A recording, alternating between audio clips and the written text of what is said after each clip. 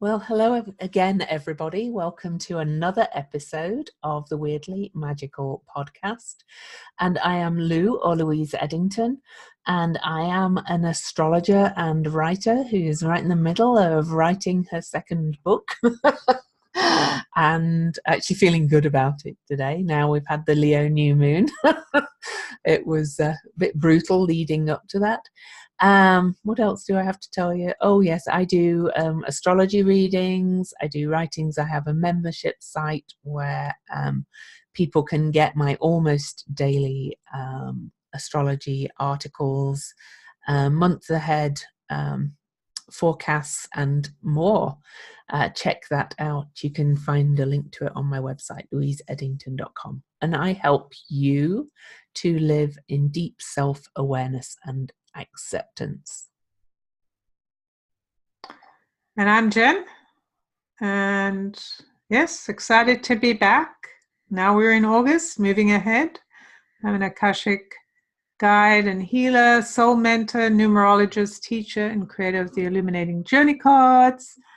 And I guide my clients and you to awaken your soul's choice so you can illuminate your wisdom, trust your knowing, and hear your guidance.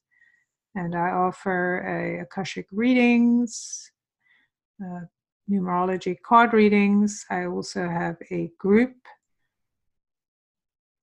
a community, a membership, and just show up in different places.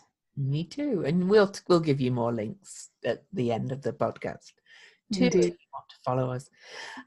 Before I look at the chart and mention what we're going to talk about today, I do want to thank everybody that left us reviews on iTunes.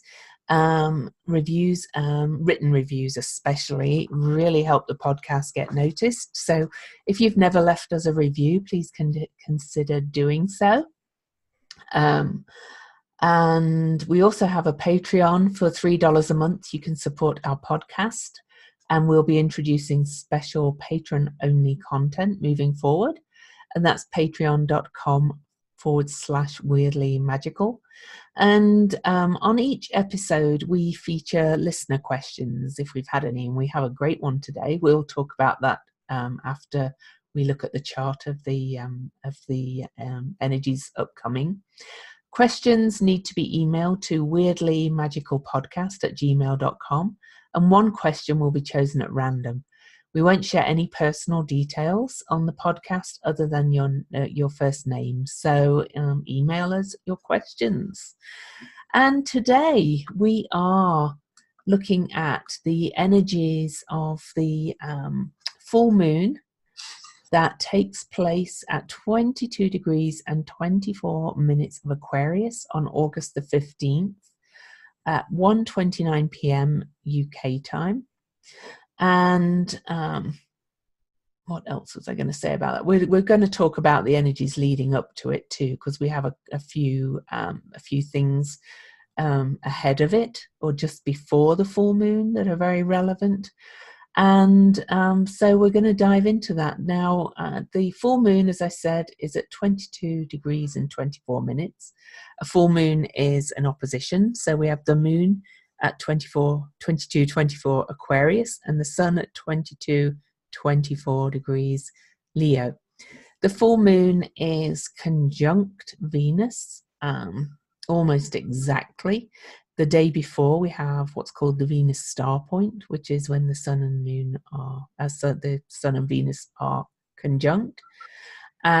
We also have Mercury almost at the end of 4 degrees of Leo, which means Mercury will have left the shadow of his retrograde.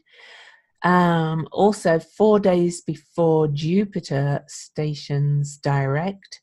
And a little bit before as well, Uranus stations retrograde. On the 11th. On the 11th, same day as Jupiter, isn't it? Right. And this full moon is squaring Vesta in Taurus and also is in aspect to retrograde Eris in Aries. So there's quite a lot to talk about on there. There's a lot particularly of fire and air. So really think about the elemental energy of all this. You could also actually, Jen, would you agree, say that it's pretty much in square to Pallas Athena over in Libra as well, another air sign. Right. And Pallas and Eris will have just been opposite each other just before this. And I've just noticed we have a lovely mystic rectangle in the chart as well. So perhaps I'll mention that. But let's go to the numbers. We like mystic rectangles. Yes. It's the time to be in the mystical. Yes. So let's look at the numbers. We know this is on the 15th, which is a very powerful number in its own right. It's an alchemic or magnetic number. And so that kind of summons up the energy of our ability to kind of enter that field of abundance and creation. It really invites us to be present with the idea of change, so that we can alchemize the things we do into a service of love, doing what we love and feeling the joy around it, which I think has a lot to do with this moon in actual fact. So it's highly significant. And of course, the 15 is always that kind of middle place, isn't it? The middle of the chart, the numbers. So it is a key entry point. We're looking at a 20 universal month. So that in itself is significant because the 20 reduces to the 2. It has the energy of the divine when you have the 0 attached to it. And the 2 is about connection, contribution, connecting with others, working with others. And it is one of the manifesting numbers. So what's also interesting is we have and it talks about the division and connection and about awakening ourselves into a new space, which again addresses this particular moon. Then we have the 22 degrees, which is a master number, and that's a double 2. So we have more 2s, and that adds up to a 4. And the 22 is about being the master architect or the diviner of peace. So allowing us to really decide, what is this thing we're building? What are we creating? So we can feel the energy now is moving us into actual manifestation. We're being guided to really focus on what it is we're building going forward in this new world as the patriarchal system crumbles.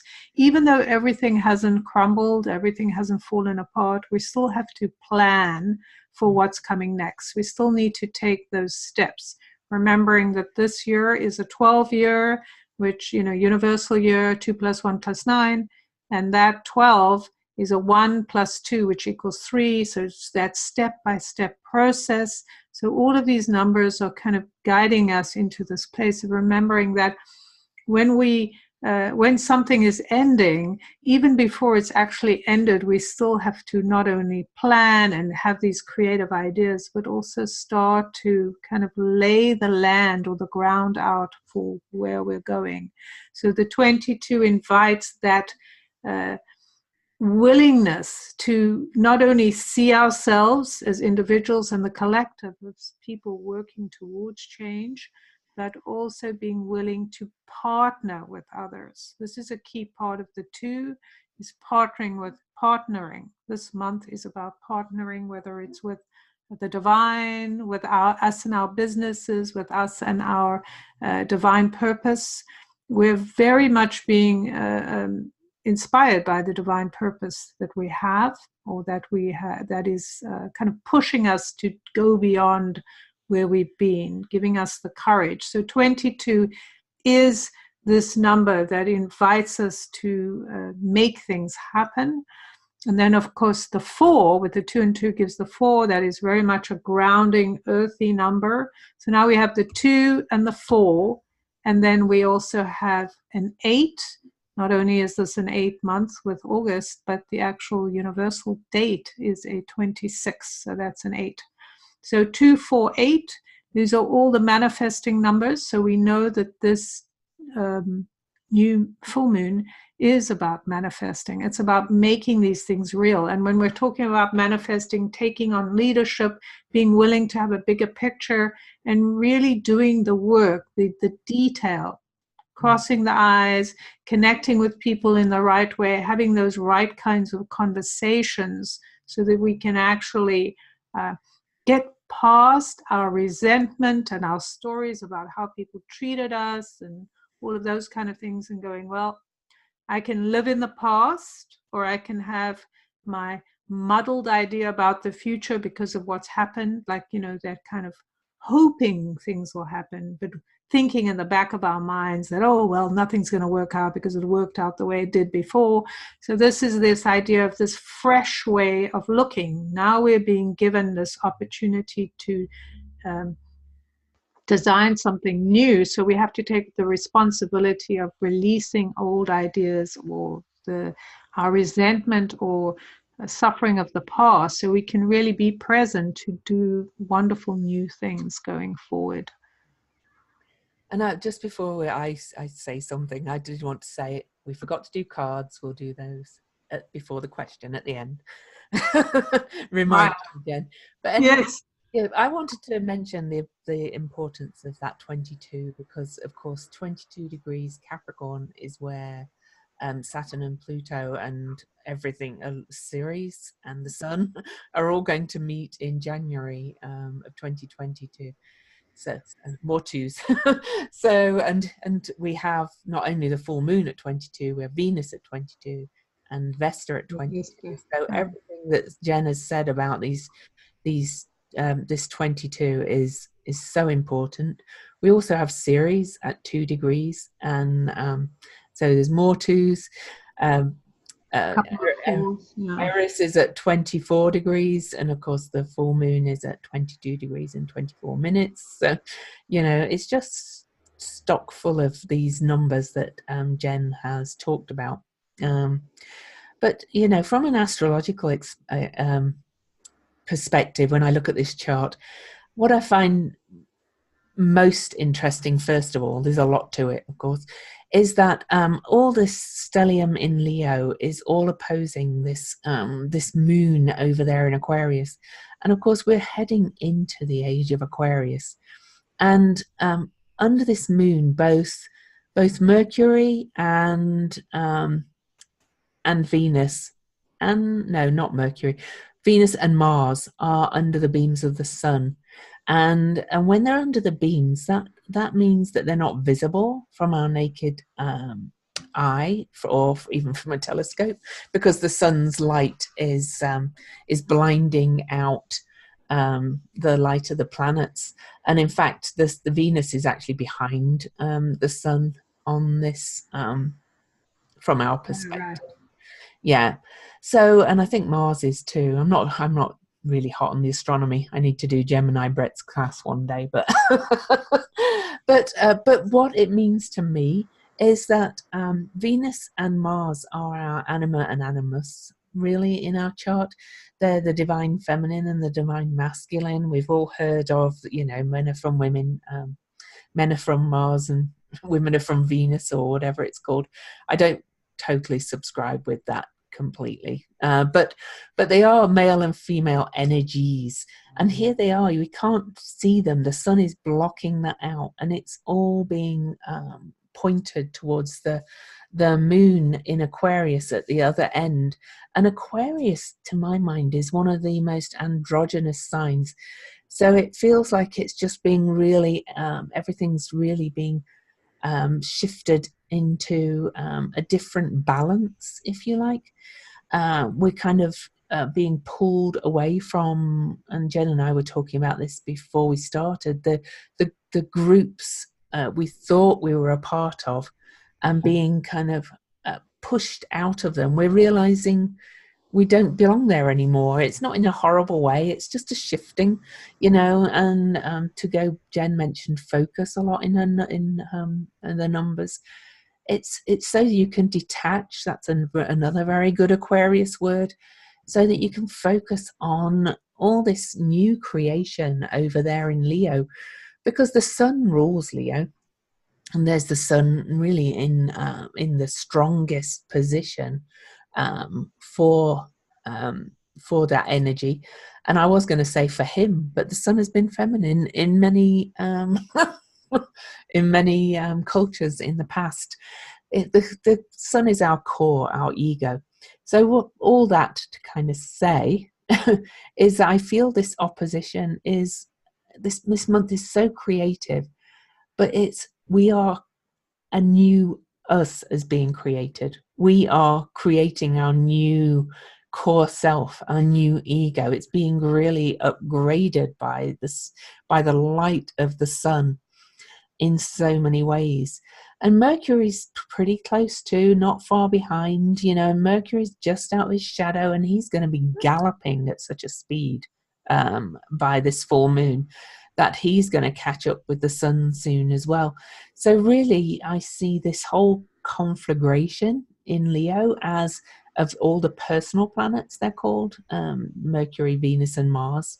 They're the most personal parts of ourselves, is this big upgrade and this need to detach away from it emotionally, with the moon in Aquarius. And then the square to Vesta, of course, is almost exact from the full moon, and that's real focus and commitment, and it's in a Venus ruled sign, and it's in the sign that I connect most with Mother Earth, Gaia. So there's a lot of connecting to the earth and just getting really creative as you not only create what you want to create in life, it's more about creating your essence, your new essence. And I'll come back to the mystic triangle after Jen's said something. Oh, yummy, juicy, yummy. It is yummy. Yes, very lovely to have all of this magical aspect. I think that that's a really key part of the underlying aspect of August is in traditional space. First of all, just the word August, even though I know it was named after Augustus. But August, the word August has to do with being something that's of a higher nature, but it's so beautiful. And it's part of that aspect that we must now, even the part of Leo or the lion, is that it's the part of us that is so beautiful, that it's not the part that we've looked at or criticized and been, oh, you've got such a big ego, or you think so much about yourself. But it is the essence of the heart of the lion, the courage and the beauty of the self, the willingness to shine our light. Just the aspect of the 19 of the year is helping us to, and this particular month is so important. It has that august energy of kind of royal energy of going, this is who I am, this is who I need to express. It doesn't matter. Like, I cannot kind of suppress my voice to belong in a group where I'm not relating to other people, right? So that's kind of the idea of moving away from groups, moving away from people, moving away from ideas that have passed their prime. They're kind of old-fashioned. The Aquarian age or the Aquarian energy here is pulling us to the future. We know that what the future is about is new ideas. It's about new energy of creativity, us showing up as we are. So I think that's a very important aspect, that the truth of who we are, the heart and the courage of who we are, is being highlighted by the moon, which is kind of isolated by itself there, pointing at all this energy and creating this incredible like spotlight going, here you are, here's all your personality, here are all the factors that make you, divine in a human form that you need to now cultivate and own. And instead of using all your energy to kind of hang with people and be accepted, oh, will you like me? I'll just agree with you. Yes, let's all get along with one another. It's saying you don't need to subjugate yourself in order to get along. Like, this is the whole point, is be who you are, and then learn how to, and we all have to now learn how to connect with others and partner with others, even though we have our foibles. So instead of us not saying something, we say what we desire. We can try to say it kindly. And if, we're annoying someone or irritating them, instead of them shooting us down, it's like, I recognize that I don't want to hear this, or I don't want to do it. It's like, it's just changing boundaries. The two is about boundaries too. So it's very important to understand that our authority is more powerful, and who we are is more powerful if we understand we have boundaries. And so we can say, this is what I need, this is what I'd like, this is what I need for my relationships. And the people we meet, if they don't meet those things, they can leave or change, or we can change, or we can do more when we're in truth. This is about being in truth with ourselves. And I think that has a lot to do also with the idea of Vesta being so highlighted here, is that's also about truth. Vesta is about the flame of truth. It's about this idea, I have been such and such, I've shown up some way, but that's not really me, and I want to show who I really am. And I also want to mention that I didn't, is this month being a 20 month is so key. It's like a mini version of what's going to be happening next year, because it's the repetition, the 2020 and the 22, as you mentioned. It's like the 22 is so key because it's reinforcing the number of the 2020 year, and this idea of mastering our fear of creating our own lives and being of service. Like, we are more powerful in service or of service when we are true to ourselves and our divine mission. When we're trying to please other people, do what they're telling us to do, then we're going to be defocused. We're going to lose our sense of self, and then we lose our mission. So we've got to stay focused and go, okay, I don't need to do what other people are doing. And I think that's key to what you're talking about, Lou, that idea of the sun kind of putting its light on both Venus and Mars, so that the old way of us being in male and female or whatever is being discharged. And so a new energy can come through. And I think you were saying that the new energy of we recreating that, or reestablishing the truth of our nature and how that fits in and how that'll serve our purpose. And Jen mentioned boundaries, and that brought to mind the rulership of the moon, because it is a full moon, so it's the moon in Aquarius. And we mentioned that Uranus turned direct 4 days before this full moon, or will do, and at 6 degrees of Taurus in the Venus ruled sign. So he's reversing direction, and Uranus is very much about uniqueness and individuality as well. He's a bit of the rebel. He's like, I'm going to change things up, I'm going to do things differently. But the other the traditional ruler of Aquarius, of course, is Saturn, and he's in the sign of his rulership in Capricorn, enabling people to really create their own very strong boundaries and personal boundaries, and to kind of establish their own rules. So I don't want to talk about that lots, but it just came to mind. The mystic triangle I find really fascinating, because that's from all that Leo energy, really. I just wanted to clarify, I was just looking, isn't Uranus going into retrograde? No, he's already retrograde. He's coming out of retrograde? Okay. I don't know. No, he's just turning retrograde. Oh, he's turning retrograde. On the 11th. That's right. I was just wanting to clarify that. Yeah. Okay. Yeah, so he's going backwards, going, let's review this kind of thing. Our individual, right. all that kind of stuff. Exactly. Yeah. Anyway, the mystic triangle. So a mystic triangle is always made up of two elements. Okay. So in this case, we've got the opposition. It's made up of two oppositions, which are joined in kind of a rectangle from the four points.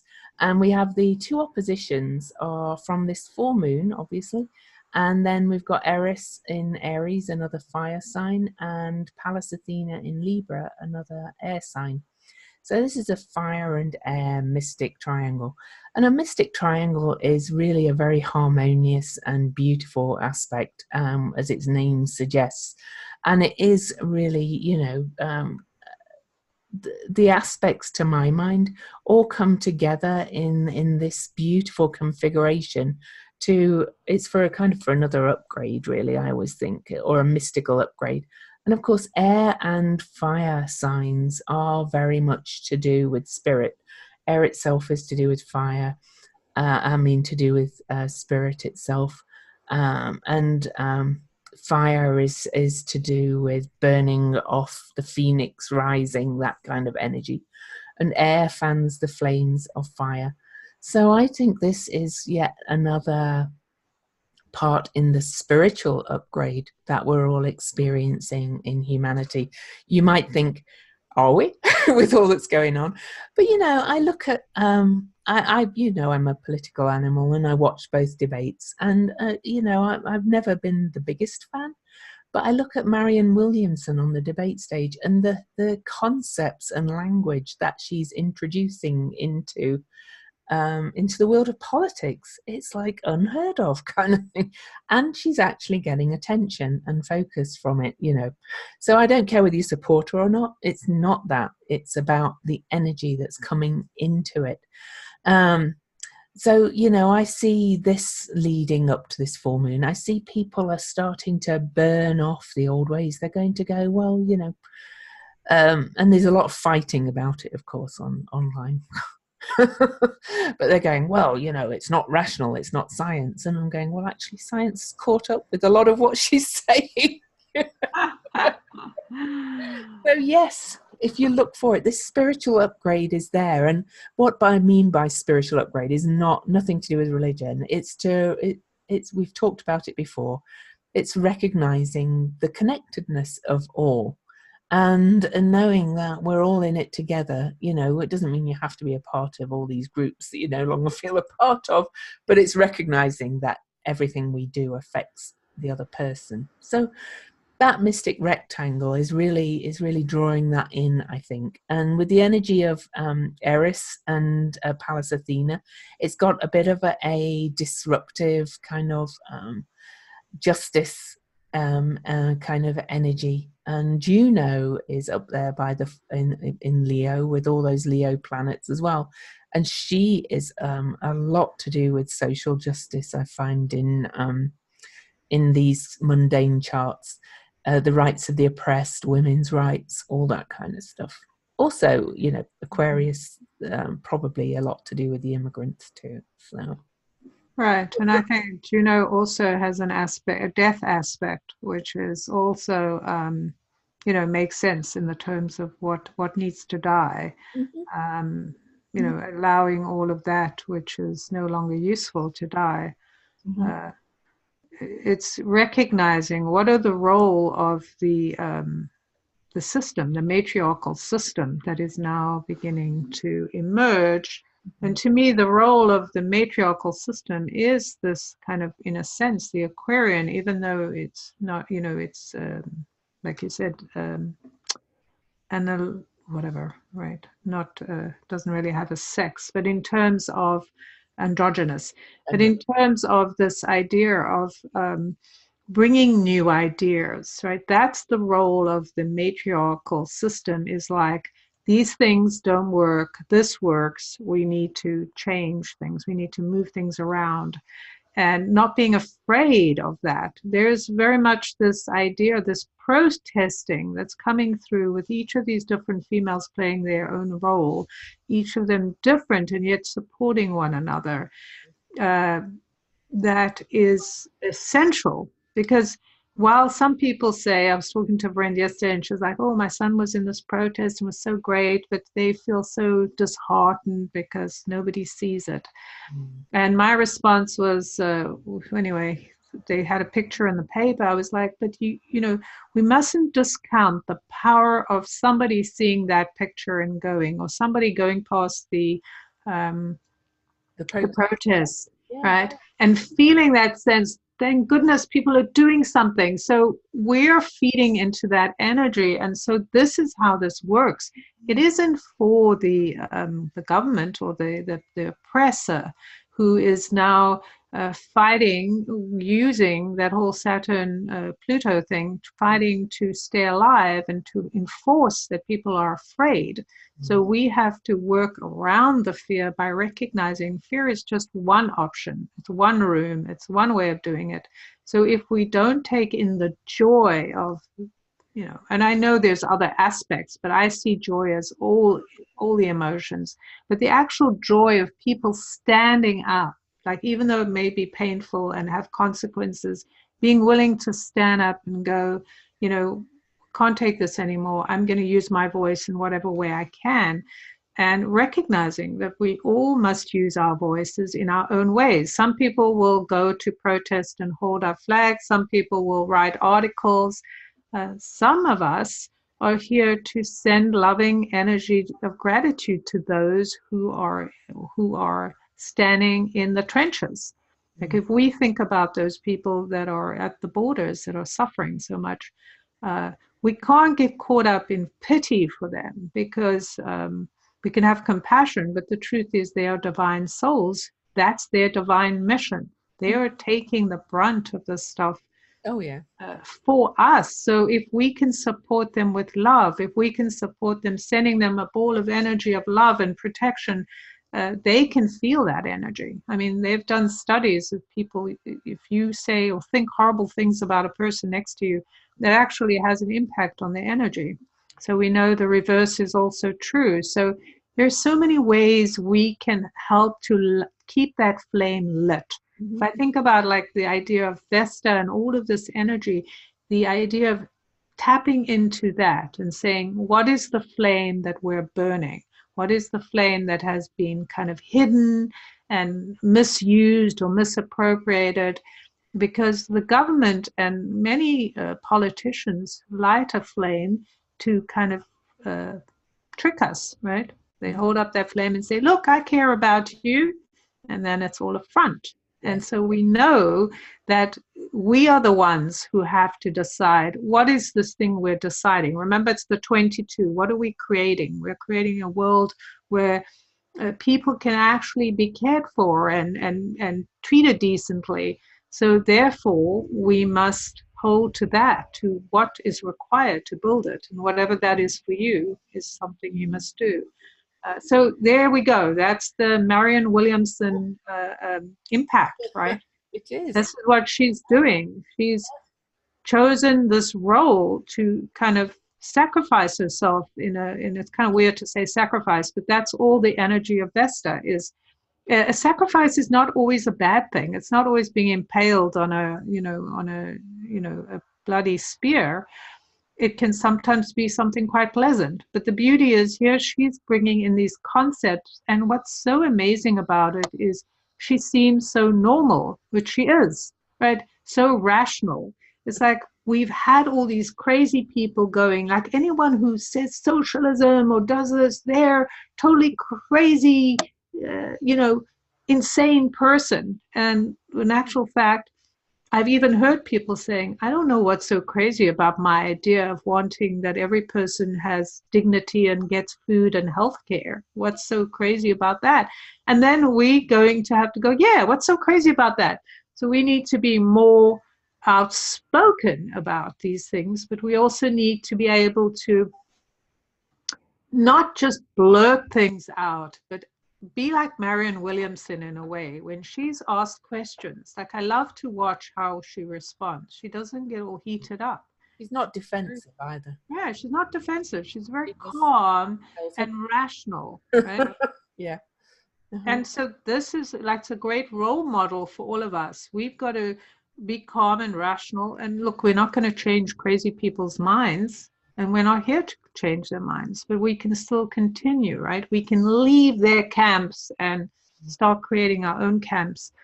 So I think that's, to me, is a lot of what this energy is about. This, and the beauty of the mystical triangle is to embrace the mystical, right?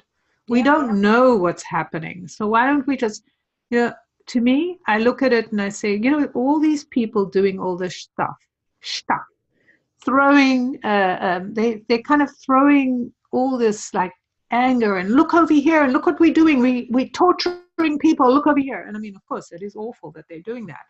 However, while all of this stuff is in shambles, I can't speak. I can't say stuff. While it is all in shambles, this is the most wonderful time for us to be creating and get away with it, because no one's looking at us, right? They're all looking at all these blowhards doing all this crazy stuff. So we can sneak past them and go, wow, I can do all this stuff. And then when by the time they realize what we're doing, we'll be on the other side and we'll have, you know, created things already. We've planted things. So Jen talked about using your voice, and as she said it, I was like, oh, we have a fire grand trine as well, from Mercury in Leo. Mercury in Leo to Chiron in Aries and to Ceres in Sagittarius. And that's a real healing message as well. And as I said before, Mercury will be out of his shadow at this point, I think just before the full moon, pretty much, I believe. And so, you know, Ceres is the great mother. She's in the sign of Sagittarius, which is truth and big vision. And then Jupiter has just turned direct in his own sign of Sagittarius, truth and big vision. So it's time to speak this vision. And I love how Jen said about how Marianne Williamson talks, because she just gives her vision. She doesn't, you know, if people criticize it, she doesn't really go on defensive, and which I think the left in politics has had a big problem with. Just coming from defense all the time, while the other side kind of have their shit together and just say what they believe. Whereas I think, you know, now kind of the more you know, and I'm going to say the more spiritual kind of lefty kind of thing, I don't think it's the parties at all, has to just be very clear, speak very clearly about their vision. I know another one that's doing it, if we want to talk in the debate, is actually that Andrew Yang. He's actually coming out with some very unique approaches and things, which is very Aquarius and very Uranus going backwards.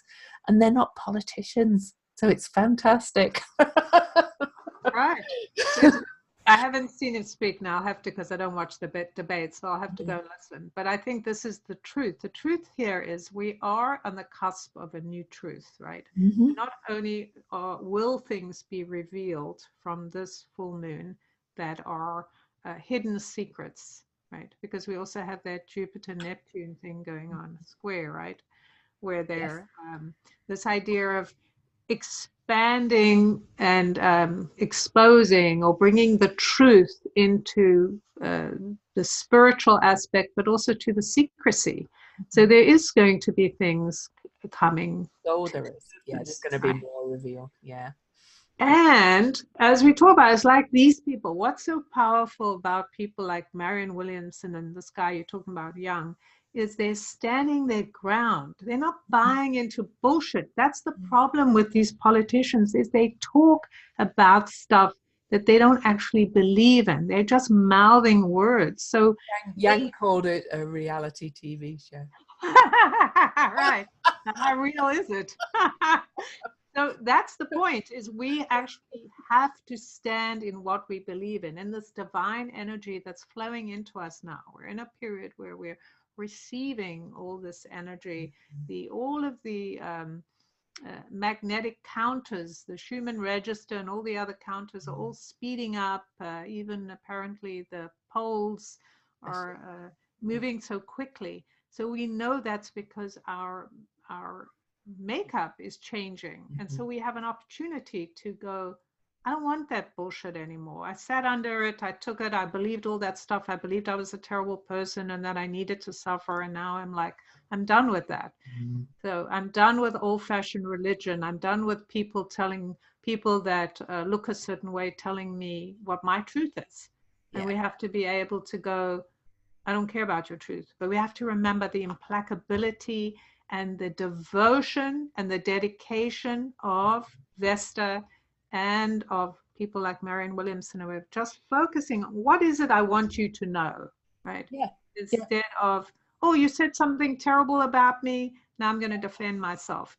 Yeah. So that just distracts everyone. Because if you go into, I mean, that's the tactic that like our president uses here in the US is, and I think a lot of these kind of so-called leaders, weak leaders, Mm-hmm. they use this tactic to distract people. They attack, right? They do. They And do. then what do? We go, oh, somebody's attacked me. Okay, I'm going to defend myself.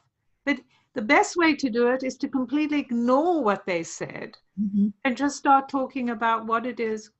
Oh, let me tell you about this situation. What do I want you to know? Right? And I did want to mention Eris again quickly because we seem to be on a bit of a roll with it. I love watching the debates, even though I scream at the TV. But Eris, my favorite Eris. Of course, I mentioned her that she's in aspect to the full moon and in part of this mystic triangle. I've talked about her before as a puller down of the picket fence or revealer of the facade, and that just came to my mind when I said about Yang describing the whole show of the primaries as as a reality TV show. Oh, you'll have to find it, people, and just the clip of him. I'm sure it's on YouTube somewhere speaking. He didn't get loads of speaking time at the debate, but and I'm not suggesting he's my candidate or anything, but just these comments always strike me when they come in, and then I look at the astrology, I go, oh yeah. And I think that's really, sorry, did I interrupt you? I did just want to quickly mention that we looked at it a little bit before. Mars at 28 Leo is on the degree of the Great American Eclipse on August the 21st, 2017. So anytime that eclipse degree is triggered, especially like on a full moon or a lunation, it's probably going to bring something up from that time. You know, I probably know where that's going. I know what changed for me on that eclipse. So just think back to 2 years ago now, and think, you know, what's coming up now related to that. You know, there may be, because it's a full moon, there may be something you need to kind of eclipse out of your life. Talking of those groups. Well, what's very interesting about that is the numbers, like the 28, right, which makes a 10, and then the 17, which is the number of leaving a legacy, makes an 8. So it's pretty fascinating that you have this energy of Mars, which we traditionally think about as anger, but there isn't only anger in Mars. It's our libido, it's our passion, it's our drive. And it is our initiator, right? It's the way we initiate the flame. Mm-hmm. So in order to initiate that flame into what we desire, we have to be strategic. Mm-hmm. Just like these people we've been talking about, who've been extremely strategic. They know that they're probably not going to have a big platform right now, but they're using their moments, those seconds, to make a big impact. So they're initiating the fire. They're feeding a different kind of fire. They're moving us away from fear, because Mars in its shadow is very fearful, right? It's the anger, it's the striking back, it's having revenge. So thinking about this, and even Eris, I mean, she's the perfect example of how you can either determine her disruption as something wrong or as something absolutely right, because what she's doing is, as she's rolling in that ball, that apple, and she's putting the focus where the focus needs to go. It's exposing those who are so full of themselves that they can't stop thinking about themselves. Because nobody thought about her after she threw the apple in. No, right. she just threw it in, caused all the disruption, and off she went. It exposed the flaws of the people there, right? Of the situation. And she showed them the way they are. And I think this is all part of her journey now, is showing us these people who we are looking up to as leaders and expecting them to give us an example. They're showing us shitty examples. They're not being leaders in integrity. And that's another aspect of that eclipse, the Great American Eclipse, was that opportunity of finding our integrity. Because quite honestly, I'll be honest with you, even though I don't like the president we have now, if he woke up tomorrow and said, I've been a total asshole and I really want to, work with the people and help people to change, because we all have free will. At any moment we can change. We can let go of our baggage and go, look, I'm going to do this, and actually do it. I would be very happy. Oh, right? So would I. Or even if I discovered that all those other people that I don't talk to anymore were right, that he was really draining the swamp and everything's going to fall down, then fine. He's playing his part, as we've said many, many times before. Right. It does. Just because you don't particularly like him doesn't mean you can't see that it's all part of it. But exactly. But my point is that he has been out of integrity, right? Yes, he has. Yeah. Whoever has been out of integrity from that time is going to fall from grace, in a sense, because we're in this time of truth, and so some, it's all going to be, ground into. A new energy. So all of those people, it may take a bit of time, but they're all going to kind of be reduced, because here's Eris. She's bringing in that ball. She's going to expose them, right? Yeah, and quite a lot of people, I think. We're all going to wait like this for the Jeffrey Epstein papers to be released, I think, at some point, and all those kind of things. So, okay, we're at about 50 minutes in, so let's do the cards. Do you want to do your card first? Sure. So the card that I picked is this one. Well, I mean, I didn't pick it. It came out. 15 Soul Portal. And for those of you who can't see it, it's a person in a cave. We see the back, and in front is this beautiful green water and these bubbles rising from a bowl. And in the background, there is this beautiful path going out of the cave with green, and there's a doorway and all kinds of things.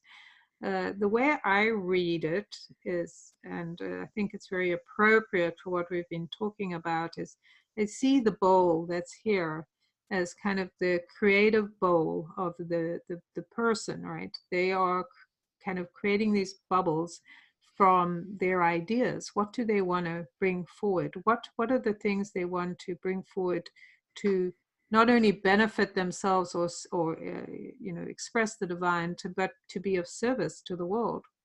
And on the 15th, we've got the 15th card on the 15th. Right, and that idea of bringing forth these creative, like igniting these energies that are meant to rise, the right timing, right, divine timing of what it is that's meant to rise up and be the thing that the person is going to work with. Right? And I would say it's a very green card for those that can't see it, and green is the color of Venus, and there we are on the Venus star point in there for the actual full moon as well. So I think Venus in esoteric astrology, by the way, everybody, is our higher self. It's the higher incarnation of Earth, because it's one closest to the sun. So I think we're being asked to create our higher selves personally. And allow that dream to come to fruition. Allow yourself to release the old baggage, the old stories about the past, and go forward. I did want to. It's not about work creating. No, but it is about letting it your true self. right, and being willing to be dedicated to this journey. Like, what is it I need to focus on and do? I did want to mention the one thing we didn't mention. Well, there's probably many things we didn't mention, but Venus and Mars conjunct apparently happens every 2 years, 3 degrees of Virgo. Oh yeah, they're all going to line up at the beginning of Virgo. 24th. We'll talk about that in the next one, probably, I think. Oh, right, because we have an early new moon. So, look out for the podcast. Probably right after, we'll record it around the time of the full moon, because we have full moon right at the early degrees of Virgo. I mean, a new moon, sorry. And I forgot to mention as well about this Venus star point. Ariel Gutman is kind of written the Bible on Venus star points, and these, it's too complicated to really tell the whole thing, but this current Venus star point, Venus moves around the zodiac, okay, and has 5-pointed star, but this period of the Leo star was born during the period known as the Harmonic Convergence, August 1987. And that symbolized the start of a 25-year period that culminated in 2012, and probably inspired by the Mayan elders, she said. But she says the Leo star calls to spiritual seekers around the globe whose beliefs and practices brought forth the new age. So, in other words, it's doing what we've already said as well, but the Venus star point is adding to that energy, I would say. My card. Yes. Prince of Swords. That's mastery of creative and intuitive thinking. So, look at, I always think of this energy behind all this diamond energy as very Uranus, Aquarius kind of energy, because Uranus and Aquarius energy is very much thinking from out there in the bigger picture and making the bigger connections. And I find it funny how some of these cards get reflective with my green scheme. But that's right. It's very interesting. It is, isn't it? But this he's got the curved sickle and elongated sword, and they're symbols for their dynamic function of thinking. And this is an expression really of the animus, but it's clear thinking to me as well. Creative, intuitive, just letting yourself think outside the box, not taking in anybody else's point of view, that kind of energy. And that's just the whole, I love August. It's about time we had a really exciting month personally, because I found July a little bit, nothing was awful, but it was kind of like a bit like trudging through turgid waters, I found, like in some respects. I even said that to the editor who I'm writing, who's editing the book I'm writing. Right. Yes, that's very interesting. I mean, I think for me, July was kind of like taffy being stretched. It was all like the creative energy just being at the 0 point of nothing. So rebuilding that. So I can definitely feel the difference. What's interesting about August is as well, we have the energy of the light, right? This is Lammas, the light festivals, the first harvest, but it's also the midsummer energies coming through. It's the magical time where we're connecting to, and in this year, very highly connecting to kind of the impossible, what's beyond our imagination and our thought process. So this high energy of being able to tap into that creativity and truly fill in the aspects of our soul, so we can, manifest that. I have to say we could even have some little space discovery come out under definitely. kind of energy as well. Maybe another dwarf planet or something will be. Or maybe aliens landing. I'm Or still aliens, yeah. Why not? or some even hidden technology they've been working on that we don't know about. Any of those kind of things. Yeah. So we're going to have to rattle through the question quite quickly because I do have to collect my daughter. So we had a question from Deborah, and she said, we just had some dramatic weather here in New Orleans that coincided with an eclipse. She wrote that on July the 18th, right after the full moon eclipse. It occurred to me to look at dates of other major hurricanes in recent memory, and many of them are also coincided with an eclipse. Is there an actual correlation, or do you think it's just a coincidence? Are there other factors involved that would need to be present to affect the weather systems? It seems like there is something to it. It might make planning ahead a bit simpler. Well, I'm going to say she gives an example of Katrina was on an April the 24th full moon lunar eclipse too, or the day before. Harvey was 4 days after the big total solar eclipse in 2017. Sandy was quite a bit before the total solar eclipse, actually. So a couple of weeks before, at least. So not right on it. My answer is yes, the planets affect the weather systems and also movements of the Earth, like earthquakes and volcanoes and things like that. There's definite correlation. I myself had a flooded basement on a Scorpio full moon. That was a completely kind of weird event almost. And it was pressure in a pipe that had burst on the road outside our house. But I've seen wildfires, for example, when there's extreme fire energy, especially when it's fueled by a bit of air energy.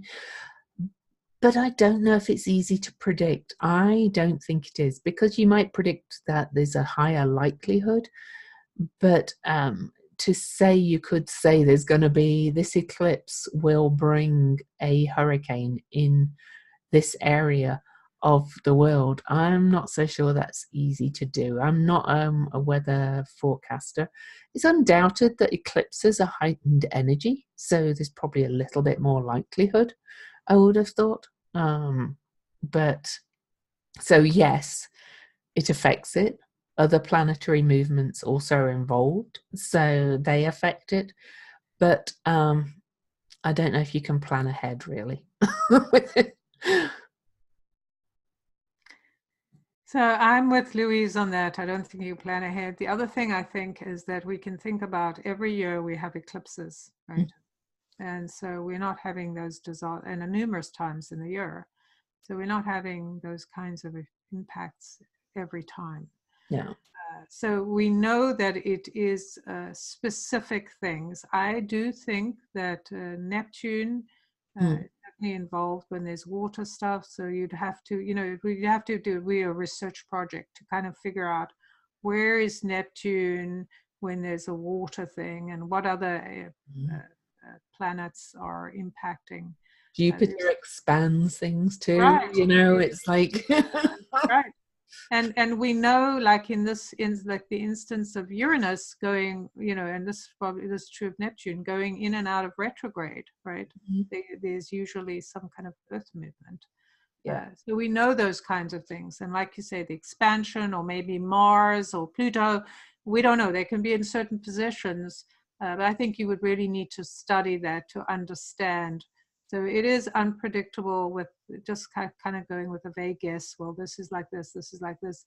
So definitely a possibility, but it's not a certainty. It's not something you can guarantee.